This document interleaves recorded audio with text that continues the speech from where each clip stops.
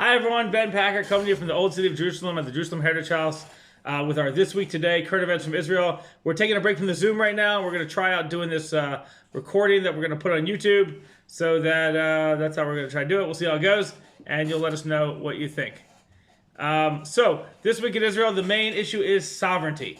The putting of sovereignty on different parts of Judea and Samaria, and we're going to get to that in the end. First off, we'll start with Corona. The Corona thing is not done. We were hoping it would be, but it's not. The numbers are going up. We have approximately 200 cases a day, every day, additional 200 cases. It doesn't look like there's such an increase in people getting sick, like very sick, and getting, very, very sick. But nonetheless, we still have new cases, and that is distressing. And therefore, all the restrictions that were in place before are still in place, and they're making everybody wear masks all the time, but actually enforcing it. And so we're kind of stuck for a second, and they can't really let people into the country who aren't citizens. And if you do come and you are a citizen, you're quarantined. We're kind of in the same place. So we were hoping we'd be done with this by now, but I guess it's going to take a little bit longer. Like most times when we have stuff like this. Anyway, that's what's going on with the Corona. In other news, you may remember there was a terrorist attack a few weeks ago where a soldier was killed, unfortunately. Incredibly sad. They were doing an arrest mission in a village near Jenin, and he was hit in the face with a kind of piece of marble. Anyway, the terrorist has been captured, which is good news. It's very surprisingly, he's old. At least 49, maybe as old as 54. Certainly looks even older in his pictures. Very strange that somebody that old would be involved with terrorism, and certainly in like physical terrorism. But that's what it is. So it's a weird thing, but thankfully they caught him, and so they're gonna knock his house down. Hopefully that will deter others, but it probably won't, because the European Union will just give him money to rebuild his house. Anyway, it's an issue, but he has been captured, and that is good. The regulation law. There was a thing called the regulation law. It's a bit complicated, but the regulation law this week was struck down by the Israeli Supreme Court. What is the regulation law? The basic idea is there are thousands of houses built in Judea and Samaria that were built without permits on land that had an unknown ownership. It now appears that, at least in some of those instances, the land is registered to Arab families. And therefore, this law said that if houses were built on land that is registered to families, or individuals, then if it can be shown that the government didn't know this, and the people didn't know this, and it was done, so to speak, in good faith, then the owner would be entitled to market compensation, plus a premium, I think, of 25%. 20%, 25%, something like that. So they make a good chunk of change, but that was what the law said. That law has been struck down by the Supreme Court as discriminatory, and now it remains to be seen what new law or new whatever will be put in place in order to deal with the situation. There are at least 4,000 houses like this, so it's not like it's going to go away. So it's, again, for the right wing, another example of the Supreme Court striking down laws made by the Knesset, which are elected by the people. The Supreme Court is not elected by the people, and it's another one of their undemocratic, overreaching moves. That's the way they see it. And for the left wing, it's another score for them. They just always win at the Supreme Court. They have an amazing record there.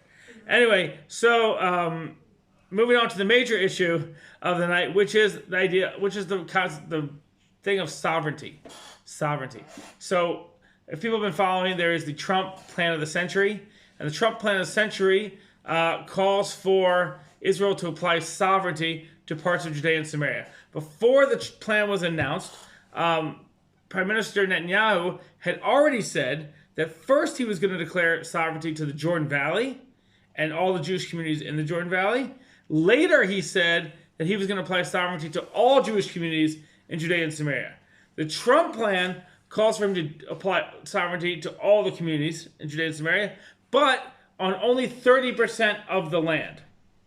And this is very problematic because it limits different things like transportation between communities. It limits areas that communities can grow in outside of their current, inside their current borders and outside their current borders. It's not also clear. There are a lot of things still to be determined, including how big these communities are and where they go to. But at the end of the day, the plan calls for there to only be 30% at this time of the Judea and Samaria to be made sovereign part of Israel. Okay, whereas another 40% will remain under Palestinian control as it is now called Area A. And then another 30% will be set aside where theoretically nobody will be allowed to build and over the next 4 years until maybe an agreement is reached or something like that. Now, Prime Minister Netanyahu has set a date to determine what he's going to do, which is July 1st, which is rapidly approaching. It's in just 2 weeks. So what is going to happen on July 1st? Well, every day in the newspaper there is a different idea of what's going to happen. So clearly, it's not clear. No one really knows what he's going to do. On one hand, it's very hard to believe that he said he's going to put all the communities under sovereignty and then not do it, or put some of them under sovereignty. There was another idea that maybe he'd put areas under sovereignty, what are called settlement blocks, that previously President George W. Bush had agreed to this idea.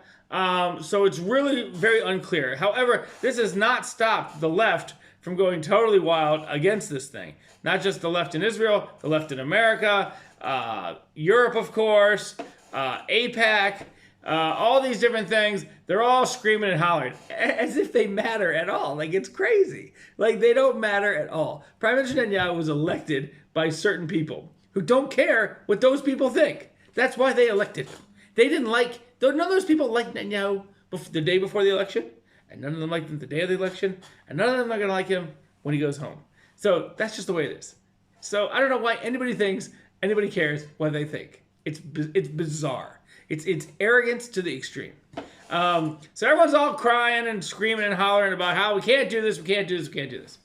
We totally can do this. It's funny because this week's Parsha is the Shlach, is the Parsha of the spies. Can't do it, we can't do it. It doesn't sound so good in the Parsha. Take a look. But anyway, the point is that what's going to happen July 1st, nobody knows. But what everyone knows is that none of what these people say matters. It's going to be what Netanyahu thinks is going to be received the best by his right-wing voters and by his friends in the Trump administration. That's what's going to happen. And we'll wait and see what that will be. It also could be in stages. Things could be done in stages, possibly. Not everything just on July 1st. But it's very complicated.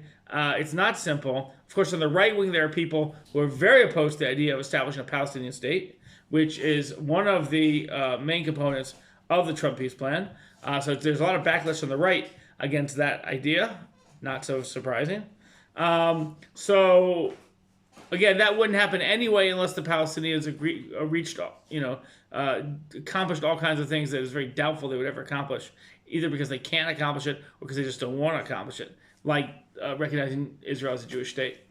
So anyway, it's a time in Israel where we're really kind of waiting to see what happens with this thing. It's kind of the main event.